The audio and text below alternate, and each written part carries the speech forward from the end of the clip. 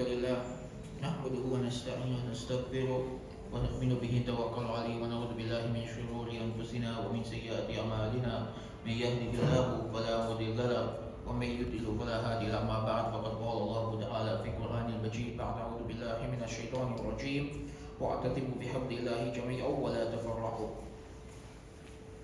Last week I mentioned that as we get closer to Ramadan, Shaitan will try to distract us. He will try to get us caught up in things that will prevent us from benefiting from the month of Ramadan. And one of the tricks of Shaitan that tends to work every year with our community is to get us bickering and fighting with each other over secondary issues. That instead of entering Ramadan with a state of mind where we are focused on worshipping Allah subhanahu wa ta'ala, we enter Ramadan in a state of animosity and resentment and hatred, and we end up saying very bad and vulgar things to each other, and often over very secondary issues. The kind of issues that are open to interpretation and where every opinion is within Allah's mercy. Allah will accept all of these opinions from everybody. And like for example, today is the 15th of Shaban if you're following local moon sighting, right? Yesterday would have been 15th if you're following international moon sighting. And both of these issues cause division in our community, the moon sighting issue and the 15th of Shaban, right? And so this becomes something that people get very heated about. That you may send your relative a message, saying that it's the 15th of Shaban, make me laugh. And they reply, well, this is bid'ah, why are you being a bid'ati, right? And then what should have been a wholesome moment turns into an argument. And instead of entering Ramadan with a heart free from resentment, we enter Ramadan with this animosity towards each other. And this is specifically a problem with South African Muslim community, that we tend to take the smallest of differences and exaggerate it to a level that we're willing to cut ties with people. So today I want to just present two things to you. Number one, I want to discuss some of these differences that cause a lot of anger at this point in time in Shaban and Ramadan, and how do we deal with them and why there are differences on these topics. And then I want to give some general nasiha, some general advice on how to deal with differences of opinion. So there are three main issues of contention and heated arguments at this time of the year. Right? The first is the virtues of the 15th of Shaban, where we have three camps. We have one group that believe that the 15th of Shaban is a very holy night and they do a lot of special acts of worship on this day. We have a second group that believe there is virtues to the 15th of Shaban, but there's nothing specific to do on this day. And we have a third group that believe that the entire concept is a bid'ah and that there is no virtues attached to this day. So this is the first issue that causes a heated debate between three different groups. The second issue is the issue of moon sighting, right? The moon sighting issue, which is when does Shaban begin, when does Ramadan begin, when does Shawwal begin? And here again we have a variety of camps. We have those who believe in local moon sighting, those who believe in regional moon sighting, those who believe in international moon sighting, those who say we should follow calculations, and this leads to a lot of heated debates and arguments in our community. And the third issue is that of Taraweeh. And there are so many divisions on Taraweeh. Is it compulsory? Is it mustahab? Is it 20? Is it 8? There's so many things that people argue about when it comes to Taraweeh. So I want to just very briefly, with just 5 minutes each, discuss each of these fiqh issues, why there is a difference of opinion on these issues, and how to deal with it. Right? Number one, let's begin with the 15th of Shaban. It is the 15th of Shaban according to some calendars. And we now have these groups arguing over whether the 15th of Shaban has any specific virtue or not. And the argument really boils down to a very simple thing.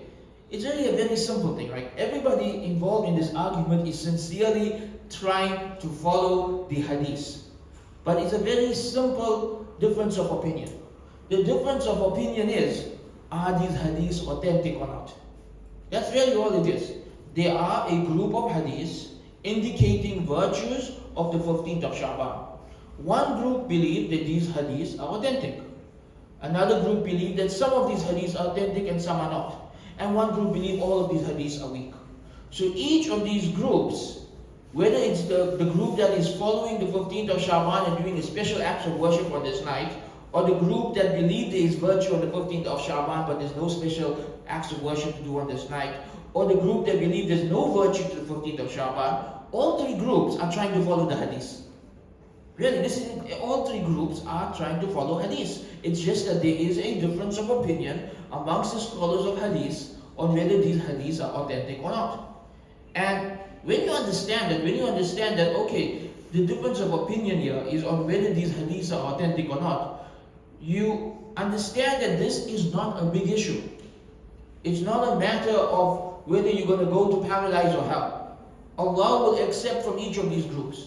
If someone believes that these hadiths are weak and so they do not attach any virtues of the 15th of Shaban, Allah will accept that from them. And if somebody believes that these hadiths are hasan or hasan li ghayrihi, that they are acceptable or acceptable due to external factors, and then so they attach virtue to this night and they spend the night in worship, Allah will accept that from them as well. So this is actually a non-issue. It's not something we should be fighting about or arguing about. Whichever opinion you follow or your ulama follow, you follow it and you let the others be. It's not something we should be fighting and arguing with each other about. It's really a very technical difference of opinion based on a certain hadith where some groups of scholars say it's weak and some groups of scholars say it is acceptable. And we see the same thing with moon sighting. And moon sighting really only became an issue of contention in this ummah after the downfall of the Ottoman Empire. Why? Because historically, whatever opinions you personally held about moon sighting and when the beginning of the months and the end of the months happened, you just follow the Khalifa's ruling, right? And this is still the way it works in Muslim countries. In Muslim countries, the government says Ramadan started. Okay, Ramadan started, right? And some of these countries follow calculations, some follow local moon sighting, some have international moon sighting, some have a fake local moon sighting but they're actually following calculations. But at the end of the day, each country has their own ways. If you're living in a specific country, you follow the government. It became an issue when we moved to non-Muslim lands as minorities. Now there's nobody to say that this is the way the month begins and everybody has to follow. Nobody has that level of authority when you are a minority. And so, as minorities, this became a big issue of contention for us because what we will find is that everyone's got their own approach, right? And all of these approaches are rooted in the tradition, right? So, for example, the most common approach in South Africa is local moon sighting. That if you see the moon in South Africa, then the Ramadan begins, and if you don't see it in South Africa, then Ramadan doesn't begin. But even if you just think about this a little bit, right? That may be a bit controversial here, but think about this a little bit. South Africa's borders are a man-made thing. They just popped up in the past century. Somebody in Mozambique is physically closer to us than somebody in Cape Town.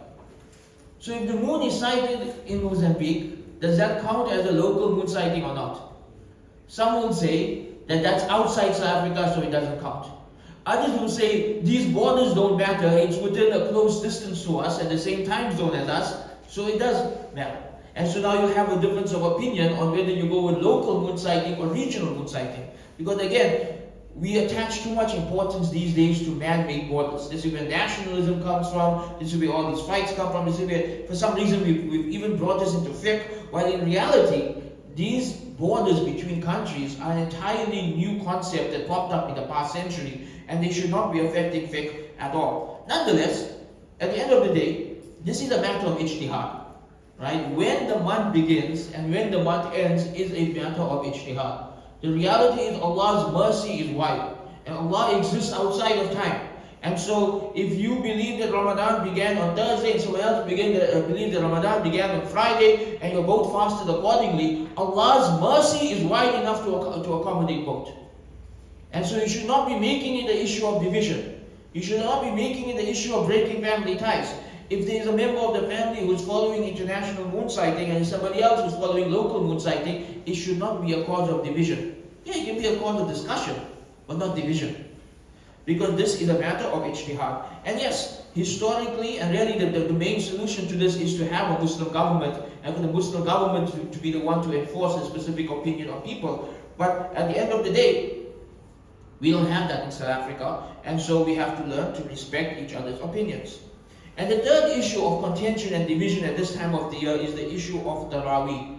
right? 8 versus 20, compulsory versus mustahab, and should you pray at home, should you pray in the masjid, a woman allowed to go for tarawih, should we pray at tahajjud time, should we pray after isha, all of these issues. Instead of people praying and worshipping Allah, they are fighting over 4 or 5 or 6 different fiqh issues related to the worship of Allah subhanahu wa ta'ala. And so instead of tarawih being this connection with Allah subhanahu wa ta'ala, it becomes an argument between Muslims over a very secondary matter of fiqh. And I say a very secondary matter of fiqh because tarawih is not something that's in the Quran. It's not something that was a practice of Rasulullah for a long period of time, just for 3 or 4 days. It was not even something practiced in the time of Abu Bakr radiallahu anhu. It really became a practice in the time of Umar ibn al-Khattab radiallahu anhu. And even there's controversy because he called it a good bid'ah, and that leads to the whole controversy of whether good bid'ah is a category of bid'ah or not. And so, tarawih is a secondary aspect of fiqh. If somebody is praying 8 rakats of tarawih, they are following a hadith. And they are following a legitimate opinion found in some of the books of fiqh, like in the Hanbali books of fiqh. And if somebody is praying 20 rakats of tarawih, they are also following hadith. And they are also following the legitimate fiqh opinion found in the Hanafi books of fiqh. And in reality, when you go back and you study the early books of fiqh, you will find that this was a very flexible matter. The early books of fiqh treated tarawih as a very flexible matter. It's only in the past 200 and 300 years that people became rigid about it. So you'll find, for example, some of the early scholars even said that there is no set number of rakats for tarawih. You just pray at night in Ramadan as much as you can, as much as you want to. That there is no specific number. And there were others who said 20, and there were others who said 8, and both of these are based on hadiths. They are hadiths indicating 20, they are hadiths indicating 8. And by the way, I don't know if these we can even categorize them as hadiths because they're talking about the practice in the time of the Sahaba, not in the time of Rasulullah sallallahu alaihi wasallam. So technically they are athar, they are not hadiths. But at the end of the day, there is a difference of opinion based on which narration do we follow or which madhab do we follow, right? And at the end of the day, you as a Muslim, you follow the opinion that you believe is strongest, while also accepting that a difference of opinion exists and letting others do things their way. Because at the end of the day, whether someone is praying 8 rakats for the sake of Allah, or someone is praying 20 rakats for the sake of Allah, or even if someone is praying 2 rakats for the sake of Allah, all of this is acceptable within Allah's mercy. We forget that fiqh is very large. Fiqh is an area where there's a lot of room for ijtihad and mercy. And two people can have completely opposite opinions, and both opinions can be acceptable to Allah subhanahu wa ta'ala, because this is from the mercy of Allah subhanahu wa ta'ala, that He left these secondary issues open to difference of opinion. He left these secondary issues such that there is no clear one way to do things. And so, instead of arguing over these issues, and really this is my main message, we are just 14 days away from Ramadan. Don't spend these 14 days arguing with people. Don't spend these 14 days building, resentment towards people who have different opinions from you. Don't spend these 14 days and getting into, fights and breaking family ties and breaking ties with your friends. No. Focus on Allah subhanahu wa ta'ala. Focus on your relationship with Allah subhanahu wa ta'ala. Focus on your own personal piety. Leave this difference of opinion to the scholars. Whichever opinion you follow it. But don't make this a matter of division in your family or in your community or in your friendships. These are issues of fiqh. These are issues of ijtihad. These are issues where there are and there always will be differences of opinion. Two uncles fighting in a masjid parking lot is not going to solve a 1,000-year-old fiqh problem. That's not how it works. The fiqh issue will always remain. So instead of fighting with each other, let us approach this with maturity and with tolerance and learn to accept the fact that there are differences of opinion within the ummah, and that's the way it will always be, and we should not be forcing our opinions on others. Wa akhiru da'wana alhamdulillahi rabbil alameen.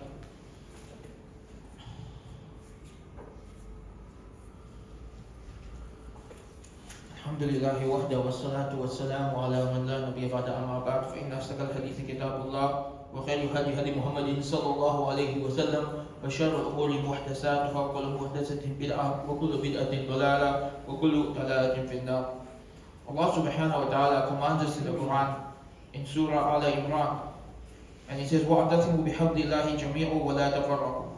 Hold firm to the robe of Allah altogether and do not divide into groups. Do not be sectarian. Do not break apart. This was the advice revealed after the Battle of Uhud, when the Muslims were in a state of anger. A group had abandoned them and went back home, the hypocrites. Another group had left their post, causing the deaths of many people. And you can imagine it's a time of division, it's a time of anger, it's a time of animosity. And Allah reveals a verse saying, do not be divided. لَا تَتَفَرَّقُوا. Do not divide amongst yourselves. Hold firm together. He commands us to unity. And as a minority, the unity is even more important. And I believe this is an area where as a minority we have failed greatly.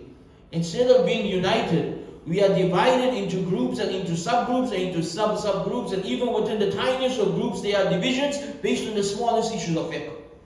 We have allowed shaitan to divide us on every level. And this makes us weaker and weaker. We have to rise above this. We have to unite.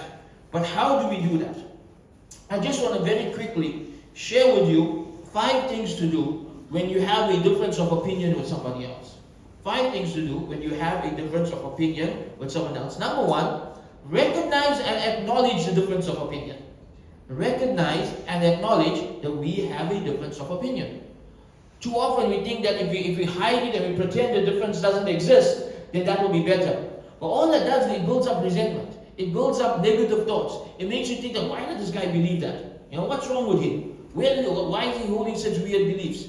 And so if you don't address it, it leads to resentment and it leads to even more negativity.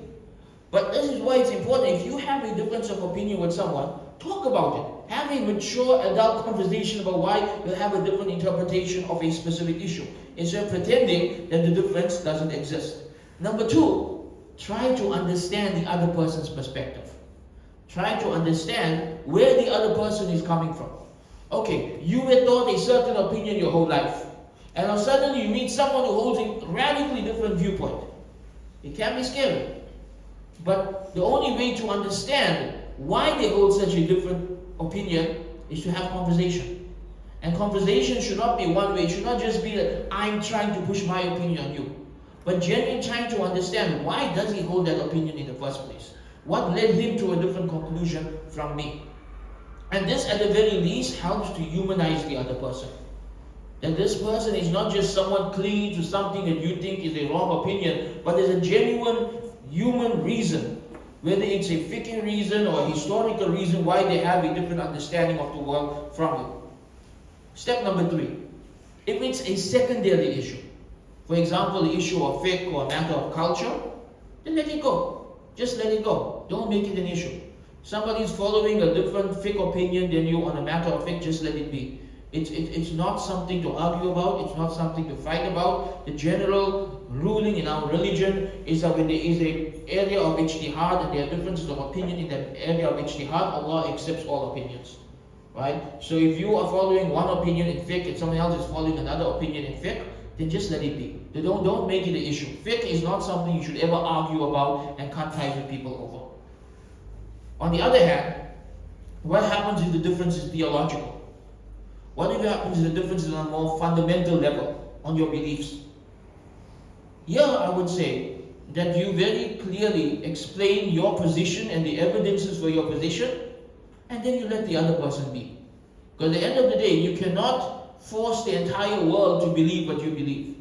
And as a minority, we cannot afford to just be cutting off people because they have different beliefs from us. So yes, you be firm on your beliefs. And you be open about your beliefs. And you explain very clearly, I believe this because of this evidence and for this reason. But at the same time, don't mistreat people because they have a different belief from you. Don't mistreat people and cut people off because the understanding of Islam is different from you.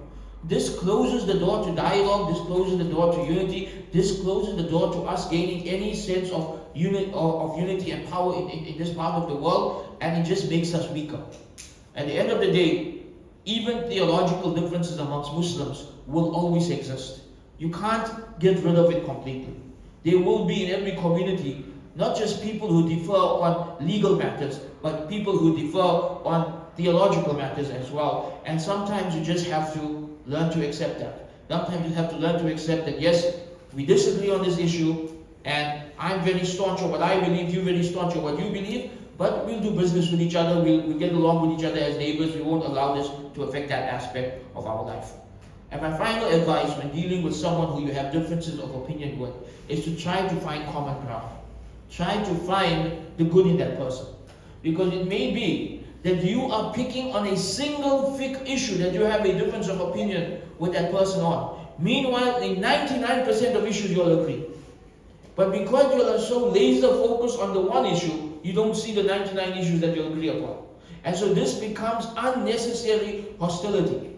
And this is a psychological phenomenon that the more you are closer to someone in your beliefs and your culture and your lifestyle, the more small differences become exaggerated, right? The more small differences become exaggerated. The more you'll have in common, the more you are likely to get angry over a small difference. So for example, when you see that a Christian has different beliefs from you, it doesn't really bother you because he's a Christian and you're a Muslim. But when you see a Muslim of the same background and the same tradition and the same madhab and the same race as you and the same language as you, and he has a difference of opinion on you on something, then you feel threatened. Because why is this guy so similar to me but he's different than me on this one thing? So this is a psychological thing. It's not something that we should give too much importance to, right? It's a psychological issue, and we need to be aware of it. That we tend to focus too much on the negative, and in the process we end up losing all of the positive. So if you have a difference of opinion with someone, try to look for the good in that person. Try to look for what you have in common. And very often you will find that what you have in common outweighs what you differ over. And so you'll focus on that which you have in common. And if you want to deal with that which you'll have a difference about, you'll deal with it maturely. You'll deal with it in an adult manner. You don't fight about it. You don't break ties over it. That is not a good strategy when you are living as a minority in a non-Muslim land. We ask Allah to unite our hearts. We ask Allah to allow us to reach Ramadan and to benefit from the barakah of Shaban and Ramadan. ربنا آتنا في الدنيا حسنة وفي الآخرة حسنة وقنا عذاب النار. سبحان ربك رب العزة عما يصفون وسلام على المرسلين والحمد لله رب العالمين. أقم الصلاة.